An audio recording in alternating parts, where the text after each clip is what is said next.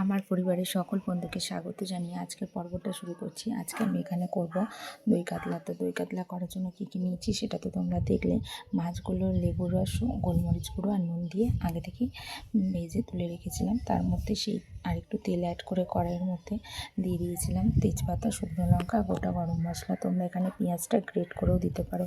আমি পেঁয়াজটা কুচিয়ে দিয়েছিলাম, আর পেঁয়াজটা এইভাবে দেওয়ার পর একটু নুন আর আদা রসুন বাটা আমি দিয়ে দিয়েছিলাম।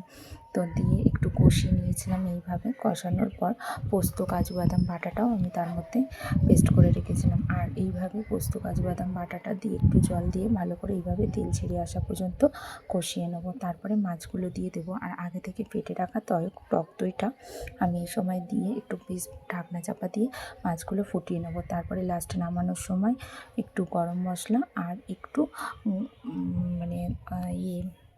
ঘি গরম করে দিয়ে দেবো। ব্যাস রেডি দারুণ স্বাদের দই কাতলা।